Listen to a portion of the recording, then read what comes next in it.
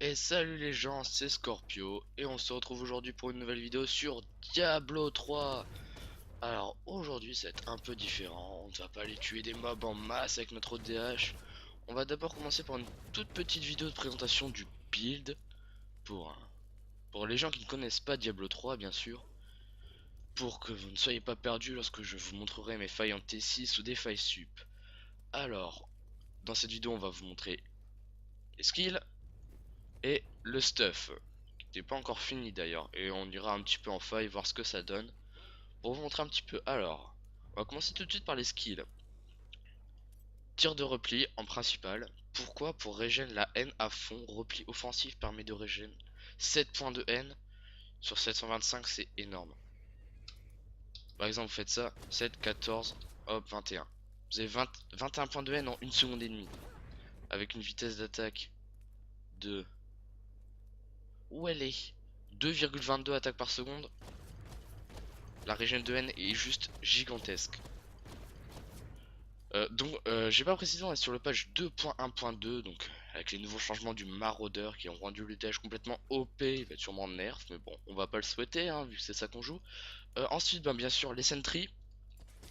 Hop, grâce à expertise mécanique, on peut en mettre 3 d'un coup. Maintenant, elles se stack, et grâce au sac à dos du bombardier ici, ça permet d'en mettre 5 en même temps.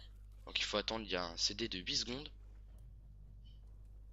Et hop, on a une charge. Et donc là, si on va attendre pour en reposer une, non, celle-là va despawn pour laisser la place à celle-ci. Par exemple, si j'en mets une là, hop, celle-là disparaît, on ne peut pas en avoir plus de 5. Mais je vous montrerai tout à l'heure quand ce sera stacké, on peut avoir 3 stacks en même temps. Ce qui est vraiment un gros changement parce qu'avant le CD était pas de 8 mais de 6 secondes. Mais on ne pouvait pas stacker les tourelles en fait. Vous en posiez une. En fait, quand vous aviez la tourelle de prête, ça ne se stackait pas jusqu'à 2 en fait. On était obligé d'attendre. Ensuite, non, je me trompe de bouton. L'acrobatie voltige. Pourquoi? Pour être très très mobile. Parce qu'avec un DH, vous avez très très peu de points de vie comparé aux autres classes. Pour avoir un DPS supplémentaire. Donc, être en mouvement, hop. Toujours être en mouvement pour éviter de se prendre des attaques. Donc, avec la rune voltige qui vous permet, après une acrobatie, d'en relancer une qui coûte 50% de moins. Donc là, elle va coûter 8 points. Et là, 4. Sur 40, vaut mieux faire des économies quoi. 2 acrobaties, du coup, ça coûte que 12 au lieu de 16. C'est pas mal quand même d'économiser 4 sur 2 acrobaties, ça fait toujours plaisir. Ensuite, votre skill principal, je vais juste aller... Non, on montrera ça après. Votre skill principal, le tir multiple qui fera des dégâts énormes. Tire une volée de flèches qui inflige 360% de dégâts et 3 fusées à 300% de dégâts. Et vous voyez la taille, c'est juste gigantesque. C'est un cône absolument énorme. Ce skill vous permettra d'annihiler tous les ennemis. Et grâce au maraudeur, lorsque vous, là elle va pas le voir parce qu'il n'y a pas d'ennemis, lorsque vous ferez ça, la tourelle va également en lancer un sur les ennemis. Quand il y a 5 tourelles, ça pique. C'est toute l'âme de ce build. C'est vraiment, vous arrivez sur les ennemis, clac, ah, c'est et comme ça, hop, et bah du coup je vais pouvoir vous montrer la régène. Et donc là, ça coûte 25. C'est un peu réduit grâce aux réductions du courant. Et là, ça régène vraiment super vite. C'est vraiment agréable. Ensuite, ces deux sorts là ont à peu près la même utilité. C'est de régénérer vos points de haine également. En fait, tous les autres skills à part celui-là qui vous sert à taper, c'est pour régénérer la haine. Là, hop, voilà, une moitié de haine et ça vous donne d'autres effets. Comme un bonus de dégâts et ça lance aussi une toile d'araignée qui ralentit les ennemis. Et le sanglier charge sur les ennemis, je crois. Donc ça vous permet de régénérer. Et le dernier sort. Et donc ça, vous n'avez pas besoin de choisir une rune spéciale. Le maraudeur vous donne toutes les runes en fait. Je vous les montrerai après. Et votre dernière préparation punition, vous récupérez 75 points de haine. Boum. 2 tiers de haine récupérés en un skill, 20 secondes, 30 secondes. Donc c'est vraiment pas mal. Et puis si vous n'avez pas les CD, ça régène très très bien. Je vais vous montrer les runes du compagnon pour voir tout ce qu'elle fait. Alors l'araignée de compagnon. Donc elles font tous des dégâts aux ennemis, je crois. Ouais ouais. À part les furets. Non non, ils font tous un petit peu de dégâts donc c'est toujours agréable. L'araignée ralentit les ennemis. Quand vous l'activez, hein, ça va faire tous ces effets que je vous dis. Là, ça régène 50 points de haine. c'est pour ça qu'on le prend aussi. Le sanglier va charger les ennemis. Le furet va ramasser de l'or, donc ça c'est pas très important. Et le loup va augmenter vos dégâts de 30%. C'est gigantesque. C'est toujours intéressant à prendre. Après au niveau des runes, il n'y a rien de spécial. Ici, les tourelles lancent des fusées, j'oublie de les préciser, on va passer au passif. Donc balistique, parce que le tir multiple et les sentinelles tirent des fusées. Donc balistique, qu'est-ce que ça fait? Les dégâts des fusées sont augmentés de 100%, deux fois plus de dégâts. Et vous avez 20% de chance de tirer une fusée lorsque vous attaquez. Si j'ai des chances de tirer, regarde, ouais, rien qu'en faisant ça, il y a des fusées qui partent. Donc c'est ces petites choses rouges et elles sont à tête chercheuse, hein. Elles vont aller directement toutes seules sur les ennemis comme des grandes. Ensuite, qu'est-ce qu'on a? Expertise mécanique. La durée de... Bon, il y en a chose trap, marque de la mort, piège à poil, je joue pas avec. Et la durée de sentinelle est augmentée de 100%. Donc de base, elle reste 30 secondes, elle va rester 1 minute sur le terrain. Et augmente le nombre de charges à 3. De base, si j'enlève ça, je mets n'importe quoi. J'ai 2 charges. Peut-être que vous le verrez pas. Mais là, j'ai 2 charges. Et là, j'en ai... il est où? Et là, j'en ai 3. Ça permet de stacker un peu plus. Voilà. Visez sûr. Tant qu'il n'y a pas d'ennemis dans les 10 mètres, vos dégâts sont augmentés de 20%. C'est toujours intéressant à prendre. Et la perception, très important en DH pour éviter de se faire one shot. Lorsque vous deviez... si par exemple, un ennemi vous dash dessus et vous one shot, vous allez devenir invisible et récupérer vos points de vie en fait. Mais c'est un cooldown de 60 secondes. Donc si vous faites un petit misplay, genre vous avez pas vu un assassin qui était là, qui vous saute dessus, et qui aurait dû vous tuer, vous devenez invisible et vous régénérez vos points de vie. Et comme ça vous pouvez vous enfuir et revenir, boum, et le tuer. C'est très important en faille sub surtout pour pas perdre de temps. Si vous avez fait une petite erreur, vous pouvez repartir tout de suite. Je crois que c'est bon au niveau des skills. Si vous avez mal compris quelque chose, vous me le direz dans les commentaires. Au niveau du stuff, donc maraudeur, sur les gants, les épaules, le casque, le pantalon et les bottes. Pourquoi le maraudeur c'est très important, on peut pas jouer sans. Et grâce à notre grandeur royale aussi qui permet d'avoir le dernier bonus de 6 pièces en n'en ayant que 5, c'est très important ça. Donc ça permet de d'invoquer tous les animaux, donc ils vont pouvoir lancer tous leurs effets. Quand vous utilisez une compétence qui consomme de la haine, donc ici tir multiple, les tourelles le lanceront aussi. Et vos compétences générant de la ressource ainsi qu'au flash des éléments chakram, empaleur et tir multiple, là, inflige 100% de dégâts supplémentaires pour chaque sentinelle active. C'est-à-dire que là par exemple j'ai 3 tourelles, ça fait 300% de dégâts supplémentaires. Donc ça passe à plus de 1000% de dégâts. Et on peut encore en reposer 2 pour monter à 500% de dégâts. C'est plutôt sympathique, ça fait toujours plaisir. Au niveau de l'arme, un ancient, forcément, les nouveaux anciens permettent de monter, si je retrouve le cap de dégâts à 1940 au maximum. Alors que sur les anciennes, par exemple, ici c'était 1490, ça permet de gagner 500 dégâts, un peu moins. Je sais plus compter. 440, 450 points de dégâts en plus. C'est pas mal, ça va de monter le cap de dextérité. Et le carreau délié. Pourquoi un carreau délié? Tout simplement parce que c'est le plus simple ancien à avoir. Vous venez au forgeron et vous le craftez. Et vous avez 10% de chance qu'ils soient anciennes. Donc là j'aurais crafté la masse. Donc j'ai plus de compo pour en faire. J'aurais bien aimé vous montrer. Si j'avais eu une ancienne en vidéo ça aurait été pas mal. Donc toujours bien sûr avec la gemme dégâts des coups critiques. Toujours bien. Si vous obtenez pas de chat sur votre item, bien sûr le petit don de Ramaladni, hein, qui va permettre de rajouter une gemme tout à fait gratuitement. Mais ça va consommer le don de Ramaladni. Désolé j'ai du mal à parler, il est tôt le matin. Ensuite, le carquois, un sac à dos du bombardier. Pourquoi? Ça permet d'avoir les 2 sentinelles supplémentaires et de monter donc à 500%, c'est très important. Ça va pas monter le nombre de charges, mais si vous placez vos 3 charges, hop, là derrière, si vous avez 2 charges, vous pouvez les poser. Et ça permet de monter le cap de dégâts à 500% sur votre skill. Et donc, ben, avoir les meilleurs stats possibles. Il a 5 lignes de dégâts, donc ça permet de faire des choses pas mal dessus. Au niveau du plastron, lui, c'est très important.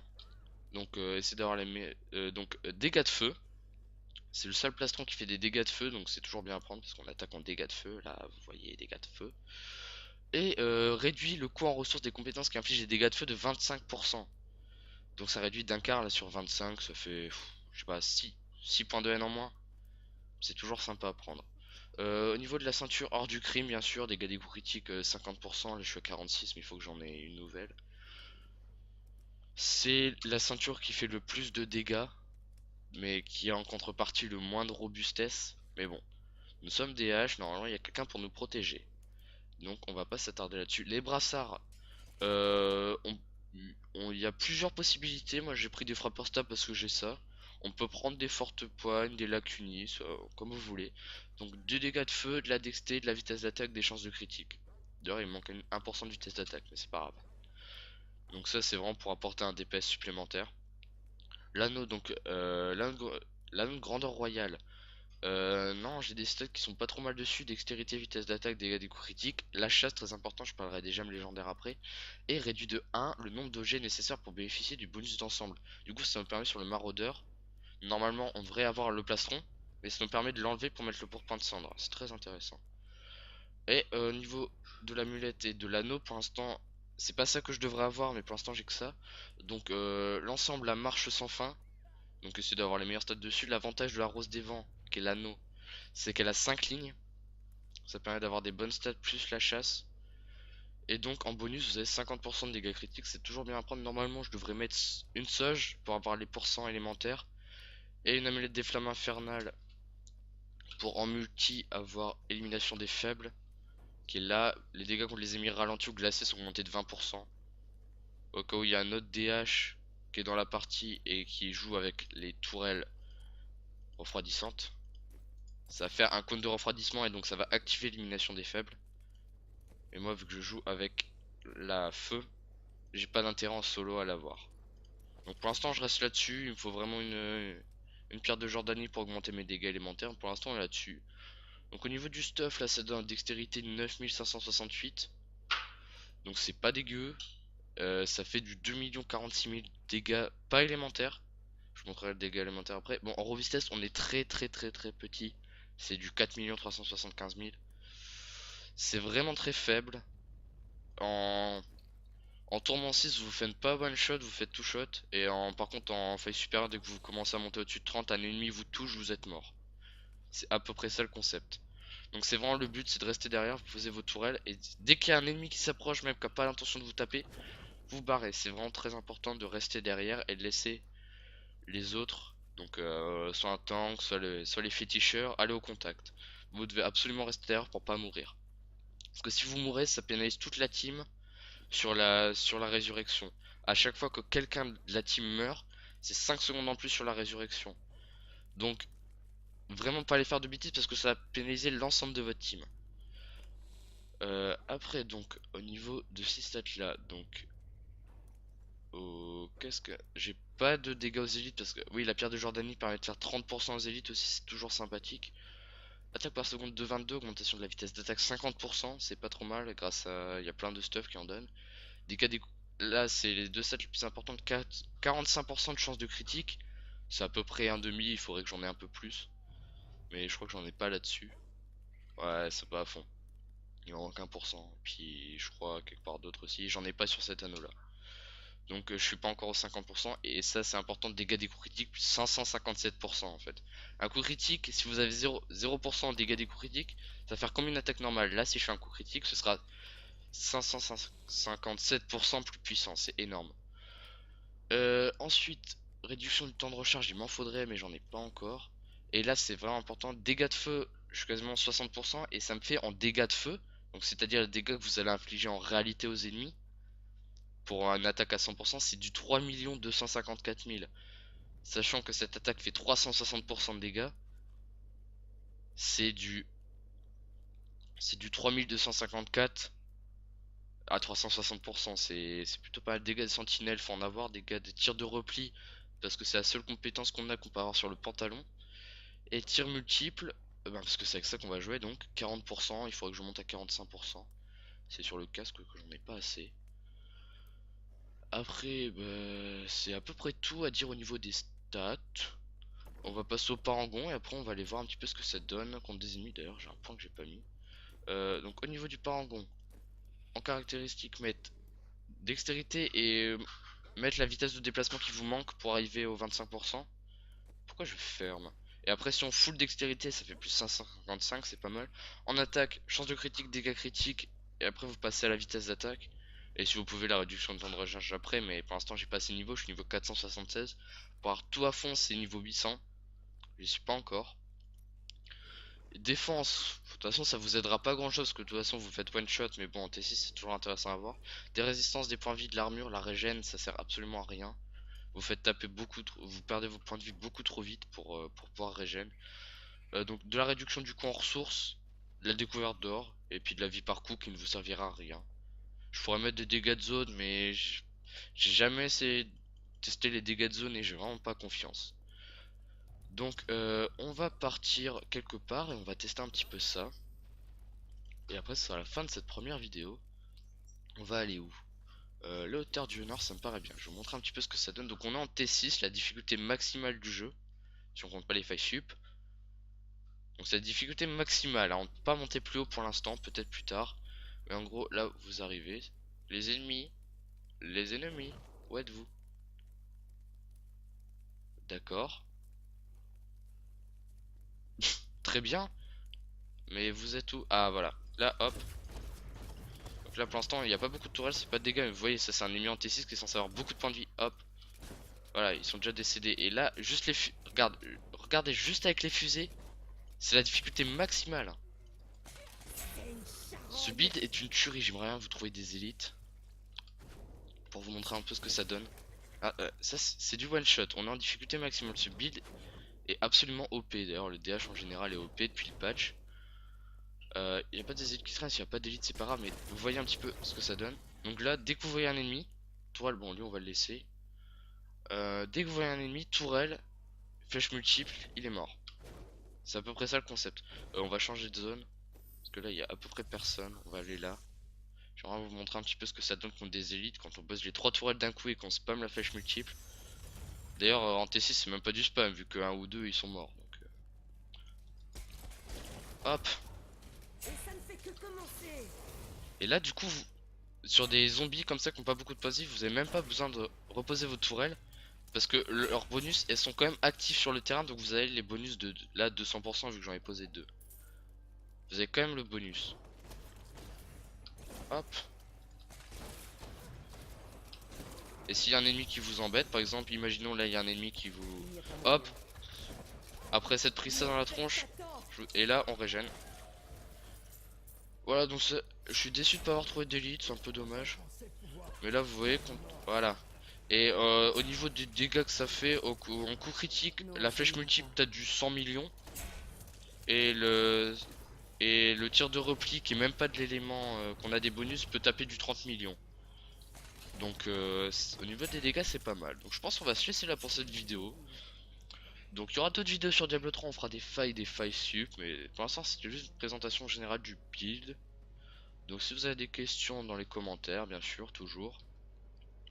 Un petit like, un petit commentaire, abonnez-vous, ça fait toujours plaisir.